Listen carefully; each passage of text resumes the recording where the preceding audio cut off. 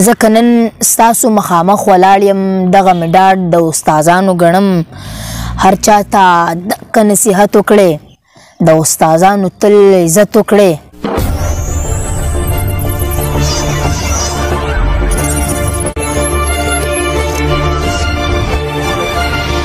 بسم الله الرحمن الرحیم. السلام علیکم مینوالو او اسکرنی ما د یو نوی ویډیو سره.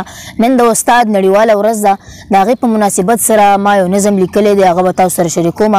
خدای نه مخکې خپل څوک شعرونه دي تاسو ته ډالۍ وي چې د جفا خبره مخکې لاړه، چې د جفا خبره مخکې لاړه، خود زما ستا خبره مخکې لاړه.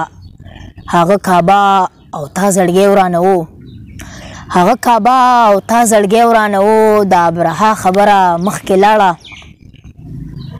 هر یو ناروغه دې ویلی نشي، هر یو ناروغه دې ویلی نشي، د مسیحا خبره مخکې لاړه.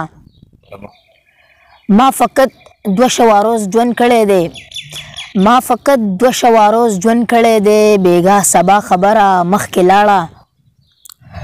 وطن مو ښکته طبقو لوټ کړو کرني، وطن مو ښکته طبقو لوټ کړو کرني، او د باچا خبره مخکې لاړه. چې د جفا خبره مخکې لاړه، خود زما ستا خبره مخکې لاړه. د نظم عنوان دی استاد زما ټولو استادانو ته او مینوالو ته دا نظم ډالۍ وي چې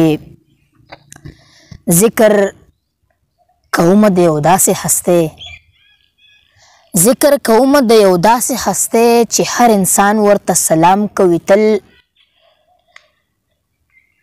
ښه ډېره لوړه مرتبه هم لري، ورسره روب او دبدبه هم لري. چا کې چې قدر د استاد وینمه، چا کې چې قدر د استاد وینمه، هغه په هر میدان کې ښاد وینمه. چا کې چې قدر د استاد وینمه، هغه په هر میدان کې ښاد وینمه. که مې د خېټې غم بابا کړی دی، که مې د خېټې غم بابا کړی دی، خو روحاني ادب استاد را کړی. ځکه نن ستاسو مخامخ ولاړ یم، دغه مې ډاډ د استادانو ګڼم، هر چا ته دقه نصیحت وکړئ، د استادانو تل عزت وکړئ. که دا مو وکړل نو ښاد به شئ، نړۍ کې هر چا ته وریاد به شئ. کرني که هر څوک په نړۍ کې یادوي، کرني که هر څوک په نړۍ کې یادوي، دا د استاد د لوی عظمت نښه ده، دا د استاد د لوی عظمت نښه ده. او مینوالو دا وه زموږ نننۍ ویډیو. چا چې زموږ چینل کرني ټي وي نه سبسکرایب کړی، هغوی زموږ چینل سبسکرایب کړي.